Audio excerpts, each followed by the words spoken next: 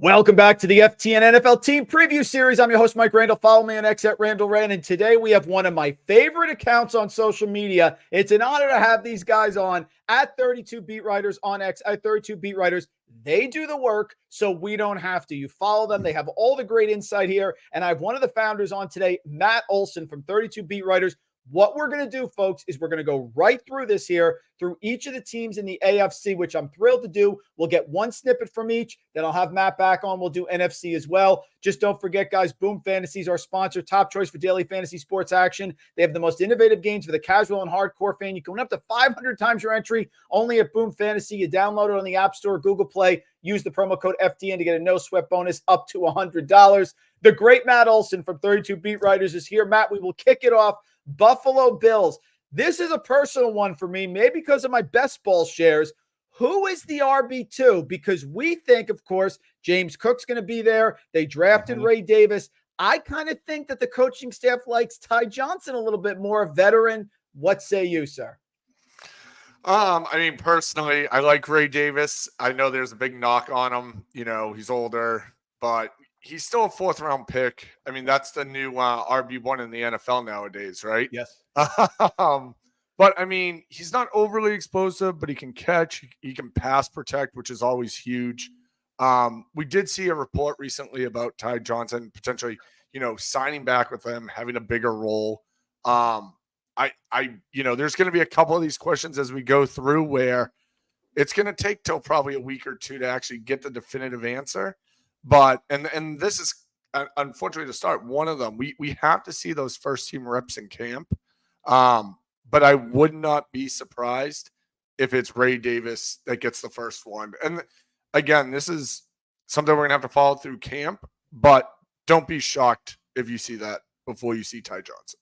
Yeah, I think that's the key because sometimes the coaches, they fumble in the preseason and they miss a blocking assignment and they lose faith. But you guys are locked in. You've seen all the reports. You guys know it as much as anyone. I ended up talking to Ryan Talbot at Ryan Talbot Bills of New York Upstate. And one of the things he said, I want to get your thoughts on, who is the wide receiver one in Buffalo? Because they talked about Curtis Samuel coming over with the offensive coordinator. Keon Coleman is a media star with his personality. But what are you hearing about who is going to be the top option? Of course, Dalton Kincaid as well. But with the wide receiver position, Samuel versus Coleman, what do you think?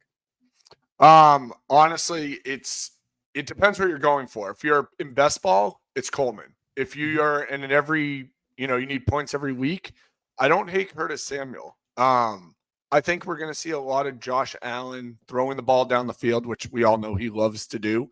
Keon Coleman set up for that perfectly. FSU didn't run an offense where really that was featured, but when that play came up, it was always Keon Coleman getting the ball. And I kind of foresee that from what we've seen to be the case with the Bills this year. Now, obviously, we have a nice history with Curtis Samuel and the offensive coordinator there, Joe Brady, and we know about them being together in Washington. And if I have to leave one little tidbit about that year, Curtis Samuel got 40 rushing attempts.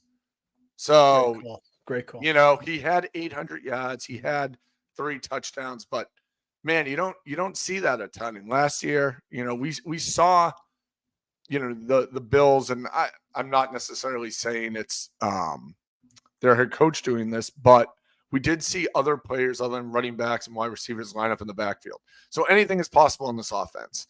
But again, Keon Coleman's going to have huge weeks and he's going to have bust weeks. I think if you're looking for more steady production, Curtis Samuel's your guy. Already off to a flying start. Let's go to the Miami Dolphins here. Running back touch share. There is an ADP discrepancy. And look, last year, Raheem Mostert was getting drafted around where he's getting drafted this year. But when a guy gets 20 touchdowns here, Matt, you think you get a little more respect. A-Chain is there. There's rumors about him bulking up, 250 carry guy maybe this year. I don't know if I see it. I think it's Mostert. Head coach came out and said they're all behind Raheem. Yes, Jalen Wright is there, 4th-round pick. Talks about what you said before. Running back touch share in Miami. What are you hearing? I think the biggest thing here is that, you have everyone's scared of Mostert because of the age, he gets injured, whatever you want it to be. The guy has no tread on his tires. Last year was the first year he put those on. We also saw A-Chain get pretty banged up in limited carries last year. So I don't think he's made to be that main guy. Unfortunately, I think if Mostert does go down, you're gonna see more of a split than anyone wants to see. Good call. I'm a big Jaylen Wright fan. I'm married into a UT family, so I've watched him a lot over the past few years. But the talent is there, and I love the system for him. I think if you see Mostert or AJ go down, man, you got a nice little backup there in Jaylen Wright, and he would be great for fantasy in either of those scenarios. Go to the Jets here. I just get worried, Matt, that it's not what we think will happen. It's what the head coaches think will happen. Could Robert Saleh be saying, look, Brees is our guy. He's our number one running back. He finished strong last year, but we don't want him to get injured. We're a fragile team. We have him getting injured last year or a couple years ago. We had Aaron Rodgers, of course. Is Braylon Allen, who I'm hearing can catch passes, is strong back, can run between the tackles. Is he more of a threat here? Because I heard from the beat reporter that Izzy Abanikanda is not even an issue here, that Allen is pretty much taken over the RB2. Do you think when the season starts, first few weeks, how do you think that touch share is going to go with Breece Hall and Braylon Allen, if he's the number 2 in your opinion? Sure. I mean, as of now, I would agree. He is the number 2. I think one of the things we like to do over at 32 is always look at, what are we seeing on the field? What are we hearing from the beat writers and multiple beat writers? Then putting them together to make sure there's some kind of connection. And there's been multiple reports, to your point, of Allen, leapfrogging Izzy at this point. And I think a lot of us at the end of last year were super excited that Izzy was going to come in and be this dark horse guy. We could get really late at a next to nothing ADP. And he's just kind of fallen off because Allen has shown everything you talked about. Do I think they're going to limit Hall because of it? No, I think if anything, it just leads to more opportunity for Allen than we probably originally realized. And that's a great offense or rushing offense to be a part of. Aaron Rodgers is slowing down. Obviously, he's coming off the injury. He used to be this elusive guy that would get you, some rushing yards every year. And I think we're going to see obviously less and less than that. So I'm not worried about him cutting into Hall. I think Hall's a true RB1 in the fantasy world. I don't think you have to worry, but I do think that Allen will give you production as well on the back end. Well, at least until Devontae Adams goes there, but I don't want to bury the lead here that we'll talk about at the end of this one. Moving on to one maybe close to your home here, New England. Boy, I look for wide receiver ones, Matt, when I do my best ball drafts. Deontay Johnson's going late with Carolina because no one wants Breece Hall. They want Breece Young. They want a mannequin right now with Bryce Young instead of him. But in New England, Demario Douglas, I'm hearing great things. Is he the clear wide receiver one? Talk to me about him and how he's doing here because he's available very late and is really an athletic guy who can make explosive plays. Sure. I mean, as of right now, Douglas has to be the number 1. I think, everyone wants it to be Polk, and I think that Douglas could have got, we'll call it pushed for the number 1 spot by Kendrick Bourne if Bourne actually was healthy and participating in the offseason. New offensive coordinator, new head coach, new everything. The worst thing you can be as an NFL player is not present. Being there is a skill. And Bourne isn't there right now. So Polk's getting valuable reps. Baker's getting valuable reps. And we're going to continue to see that through training camp until we see Bourne on the field. We're hoping, at some point to get some news on that. It's been really hush-hush for a team that doesn't really hide a lot. So as of now, Demario Douglas is the clear number 1 on that team. I don't see how anyone can argue that. And I wouldn't be surprised if Polk's just creeping up. He could be a very interesting pick, and obviously in Dynasty, he's a great pick. Let's move on to the AFC North, the Ravens. It's like Lucy and Charlie Brown with the football again. Rashad Bateman, Matt, are we really buying this here? Because there's Mark Andrews, there's Zay Flowers, of course, Derrick Henry's in the backfield. Talk to me about Rashad Bateman because he's available super late, and I want to believe, but I've been here a million times. Rashad Bateman, Baltimore Ravens, go. Oh, it's funny, Matt. Harmon, we were talking to him about this because he had just put out a recent video on buying into Bateman, and we were all like, "Oh man, are we? To your point, are we back on this train?" But then let's look at who's behind him: Nelson Aguilar, Tez Walker, the rookie, Tylen Wallace. Who is giving him a fight? Yep. There's no, as of right now, there's no one to slot into that wide receiver 2 spot.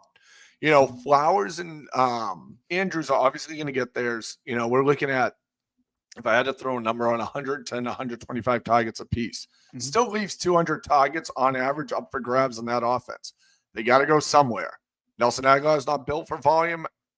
We don't know what we have in Tez Walker yet, but man, if I can grab Bateman late, why shouldn't I? It's a bet. It's as good a wild card as anyone else on any team.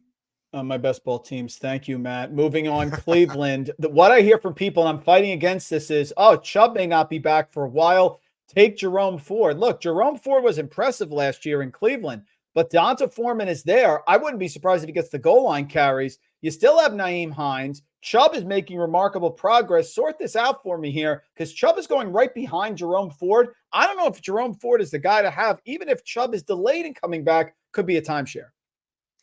Yeah, no, for sure. I think everyone's super hyped right now because they just watched Chubb squat, 600 pounds or whatever that is. That doesn't mean that you have lateral quickness. Right. So, we have to dial that one back a little here.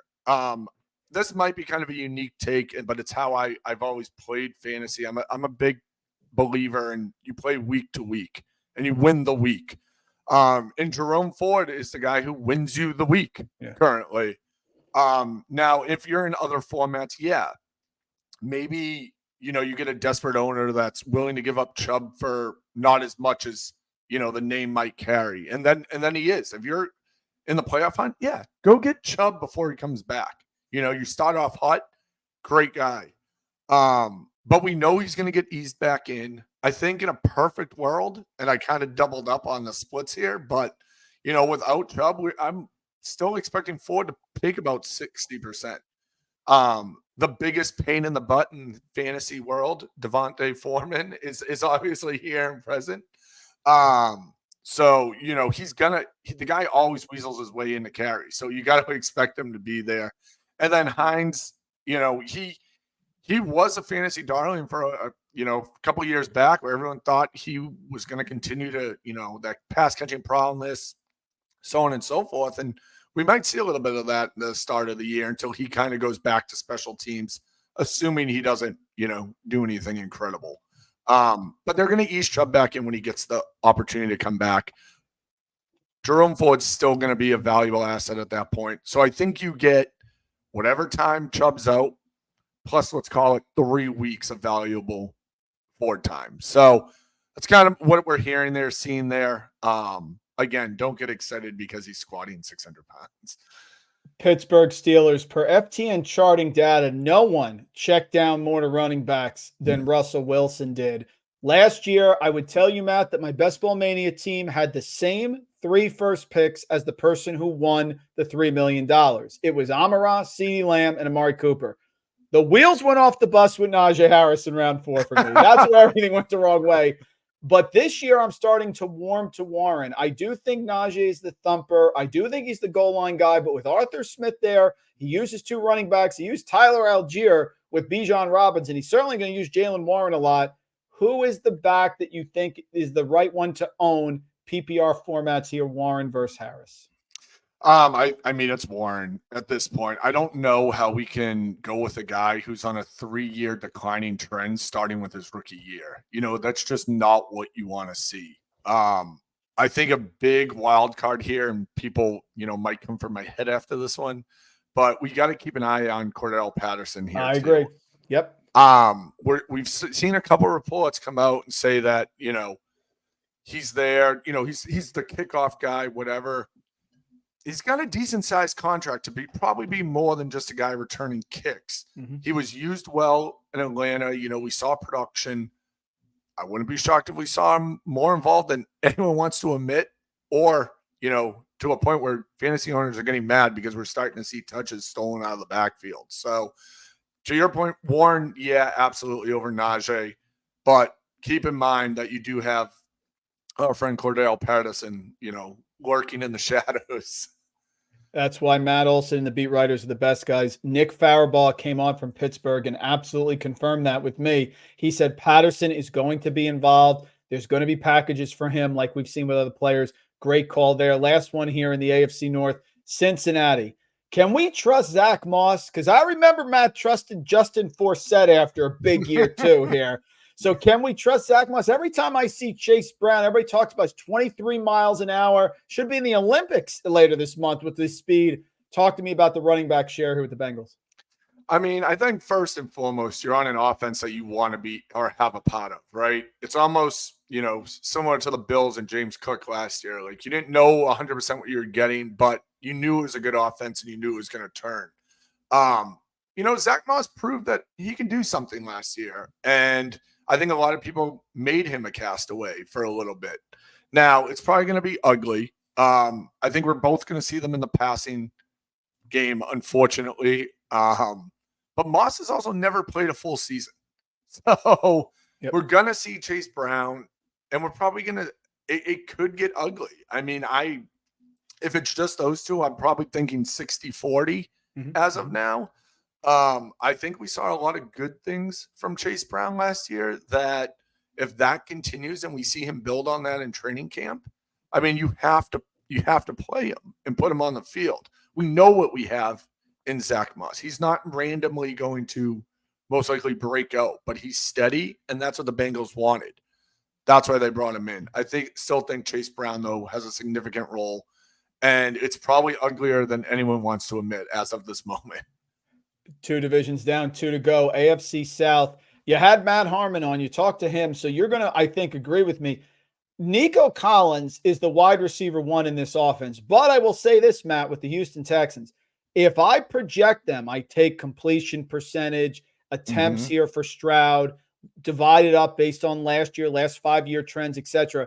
Someone is not hitting ADP, whether it's Nico Collins, Diggs, Tank Dell. There's still Schultz. Joe Mixon catches a lot of passes here. So where are you with the touch share, the wide receivers, the target share here? I still think Nico Collins is the one, but if he's a top 12 wide receiver, we're talking around 80 receptions. We're not going to hit ADP for Diggs and Dell. So where do you think here were Collins in this passing attack for the Texans? It's funny. I was just having this conversation the other day, and I almost regrettably, but not really, said I don't think any of them hit their ADP. I think that it's an overpay on everything because, you have Stroud who, 4,100 yards last year. How much do we expect him to go up? He didn't pass a lot either. They like to run the ball. He did not pass a lot. Yep. And, and I think your point with Mixon is, they brought him in for a reason. Mixon didn't have a bad year last year by any means. He's still got gas left in the tank to help this team. And I think part of that is to, make that, what's the word I'm looking for? The play calling a little bit more balanced. Last year was sometimes running into a wall time after time and then Stroud bailing out the offense. So I think we're going to see less of that and the ball getting moved for first downs on the ground. So I will stick with that. None of them live up to their ADP. If I'm taking someone that I think is going to give me the production I want, it's Nico Collins. I'm probably on the side or the believer that Diggs has lost a step and that he's more of a complement, maybe even a wide receiver 2/3 in this kind of offense. I also do feel bad for guys like Robert Woods and Mechie because they are, they're just in a tough spot right now. And, they could be cut candidates at this point on a team that's loaded with wide receiver talent. Yeah, very true. Let's go to Jacksonville here. One of my favorite teams. My question to you is Tank Bigsby really capable of cutting into Travis Etienne's workload? The argument is if he doesn't, Etienne right now is going with Derrick Henry right after him, with, of course, older, not sure if he's going to get the majority of time, Keaton Mitchell coming back, Justice Hill, Lamar runs a lot in, Kyron Williams, who's always hurt, coming off a monster year. A-Chain we talked about already with Mostert. James Cook, who may not even get the goal line carries, Josh Allen carries it. You're looking at Etienne about RB12, somewhere in that area. He could be an absolute workhorse in an offense that I think is going to ascend because it's, to me, sort of a post-hype sleeper. Everybody's on Jacksonville, the big comeback against the Chargers a couple of years ago in the playoffs. Last year, didn't do as well when Lawrence get hurt. So talk about Bigsby versus Etienne. There's not a lot there. And if Bigsby doesn't step up, we're looking at a massive workload for Travis Etienne. I mean, I think you hit the nail on the head. We didn't see Tank Bigsby was the Jacksonville Jaguars diamond of training camp last year. I mean, the hype train got almost out of control.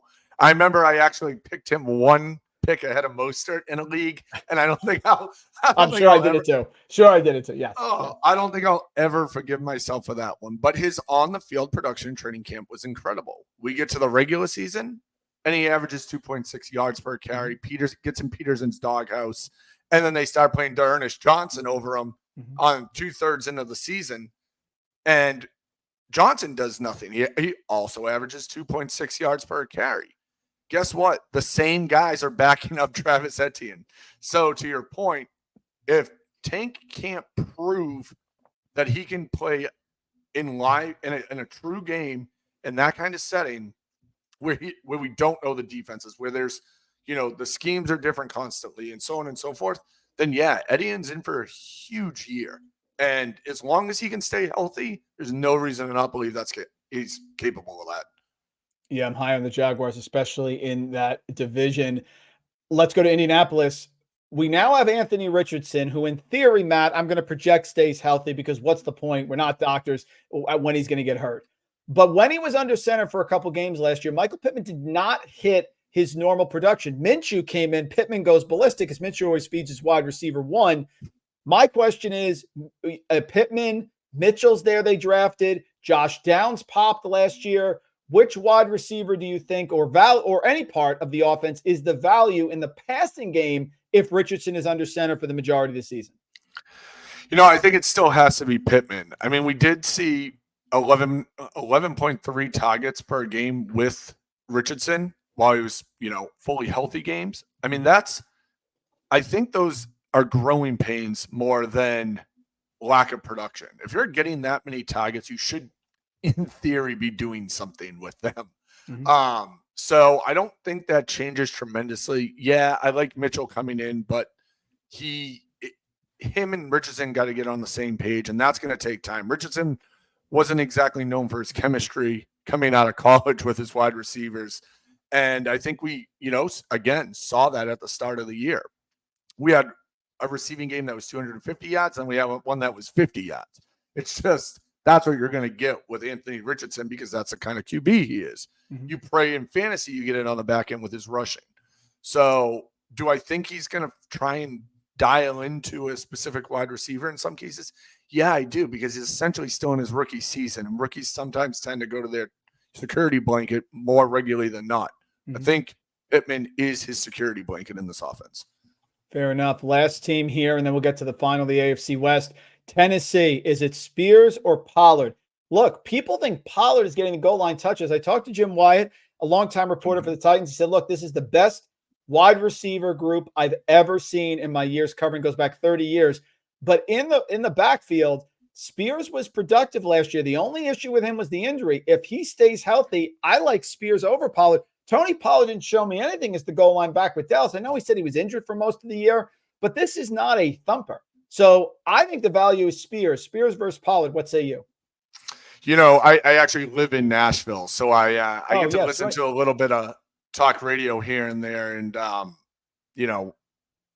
around the team and try and hold on to that. And I'm with you. I think Spears is the guy, and I think Spears is the future here. They love him. They've upgraded the offensive line. I think you cannot take away is not the right word, but you can't discount the value that Callahan has brought to this team. Excellent point. Yes. It's just, it's great. You have Ridley now, and you brought in Boyd, and you have Hopkins. Yeah, you're right. It's probably the best wide receiver group that the Titans have had in at least that I can remember. But you still have, Levis throwing them the football. And I'm not saying that I don't believe in him or whatever, but I don't trust him as of right now.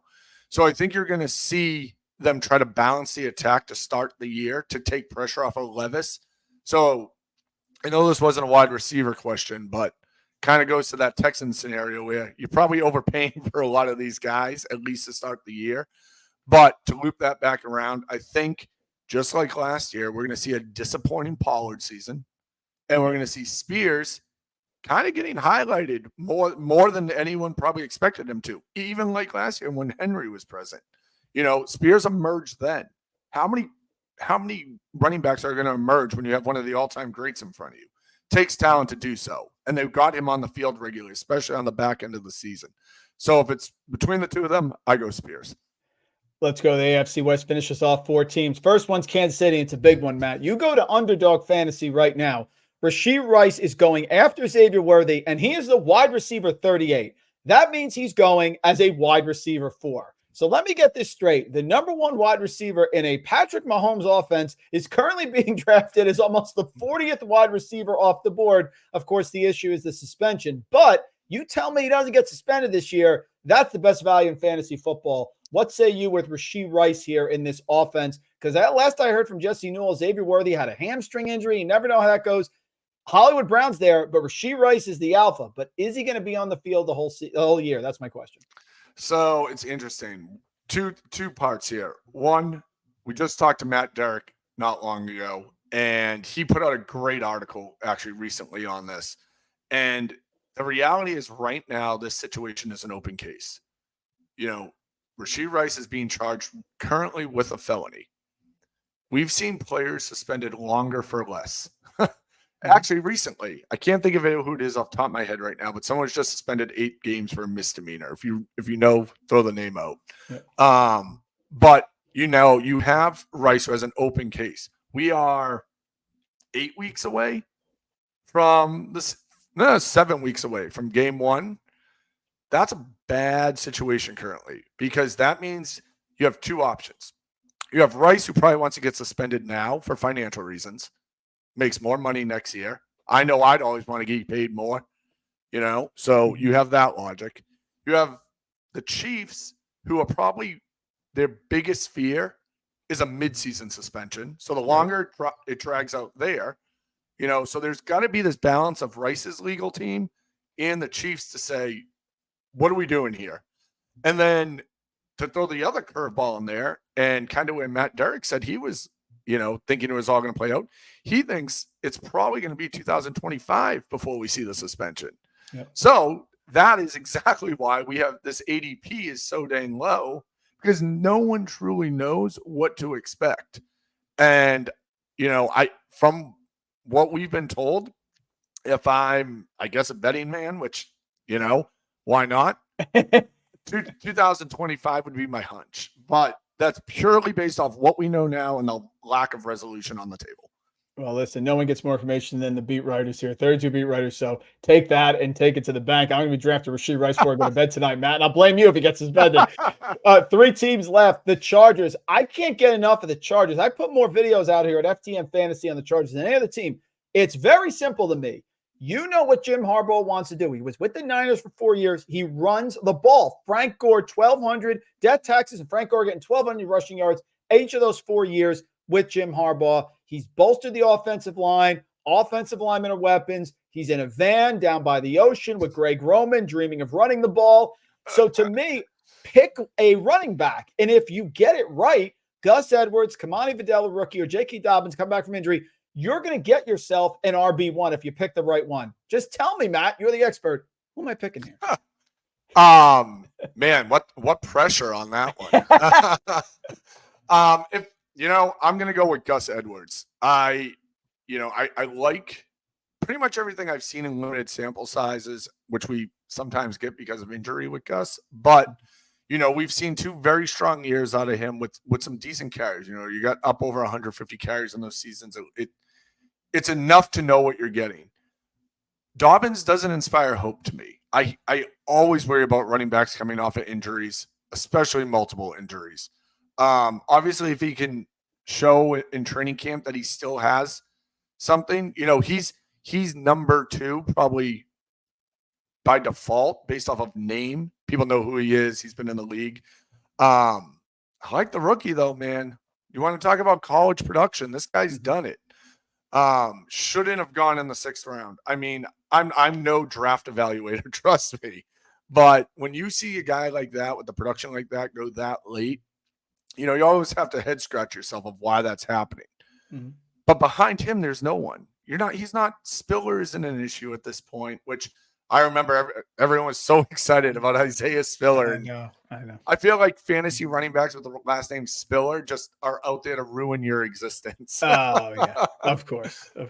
But Gus Edwards is who I expect to lead this backfield for as long as he's healthy. I think he's going to impress. And to your point, they want to keep the ball on the ground. Let me rephrase that. Impress from ADP and general production. You're not going to get a 1,610 guy here, but if you can get 1,000 yards on the ground and 8 touchdowns, that's a pretty good scenario in San Diego, given, what's in the receiving room over there. So ball on the ground in San Diego, Los Angeles. Yeah. Gus Edwards. Matt, you give me flashbacks. Good old Nathaniel Hackett, the Bills offensive coordinator, on August 7th of 2013. We're going to feed CJ Spiller until he throws up. No, Nate, you're going to feed him until we throw up. That's how that worked out, because he didn't get the production we needed. 2 teams left. Denver Broncos, team I'm very interested in here. Javonte Williams, Jaleel McLaughlin, Audric Estime. Yes, you still have Samaje Perine, one of my favorites from catching all those passes with the Bengals. I heard from Nick Kosmeyer that there's a chance that Javonte Williams may actually not be on the team when the season starts in September. But I have pros and cons to everyone. Javonte had an injury last year, wasn't impressive. Sean Payton didn't draft him. Jaleel McLaughlin, impressed, undrafted free agent, gets talked up by Payton, but really wasn't on the field as much as you would think. He was just super efficient. Audric Estime, drafted, certainly believe in him, but he had the injuries, coming back from it now. Hopefully he's going to be ready to go for training camp and everything, but there's an unknown there as well. And finally, Samaje Perine, who's the veteran, who also may be a cut candidate. So sort it out. What did you hear? What do you see here with the Broncos running backs? So it's a mess, but to your point, where there's smoke, there's fire. And I think, Williams, I think we've truthfully read it now that people are saying he has to prove himself in camp. Yep. I don't know how you cut him, but I think that you will see Sean Payton making an emphasis on a true running back competition. Mm-hmm. We know Jaleel McLaughlin's the best running back with no pads on. He's basically Superman with no on. And he did flash this year. You're right. His efficiency wasn't terrible, but it was plays that if you watch his tape, he ran into the back of the offensive line a ton. Probably more than anyone would want to see. But he made up for it, by taking the next carry 15 yards or the next, HB toss out to the side and breaking free somehow. I think Estime is definitely an interesting player, to say the least. He got drafted there for a reason. You don't draft 2 running backs. I guess bring in 2 running backs. You got Blake Watson, who we actually didn't even mention, but I'm excited about as the longest dart throw in the history of dart throws, Blake Watson. So if anyone wants to throw him on a taxi that you might have, there you go. Yep. But to go back to the topic at hand, yeah, I do think Javonte Williams needs to prove himself in camp that he can carry the load. I don't think he has to prove himself that he's going to be on this team. I think that is, I don't know, that seems crazy to me. And I like being wrong, trust me. But as of right now, I think it's more of what percentage of carries is he going to get out of the gate than not get. So I think you're going to see all 3 of these guys involved weekly, which is going to be an absolute pain. And until we get some clarity in camp, it's not going to be fun drafting these guys. You're better to stay away and let the dominoes fall as they will than try and dive in and throw a dot at who's going to be the guy. Matt, this has been the most robust 34-minute interview I've ever had. Last question, last team, AFC, wrap it up. Las Vegas Raiders. Receiving options, and there are plenty. Devontae Adams, is he still going to be on the team? Jacoby Myers, who's so reliable. Brock Bowers is there. Michael Mayer was second-round pick last year. Talk about the receiving options for the Raiders. I don't know who's going to be the starting quarterback. Adam Hill from Logs at Vegas Journal says he thinks it's going to be Aiden O'Connell because his argument is they need to know if he's the guy or not. They can't be in this situation again next year. But talk to me here, receiving options. What are you thinking? And is Devontae Adams going to be on this team in December? If I'm betting again, I'm betting Devontae Adams is on this team, come when it matters.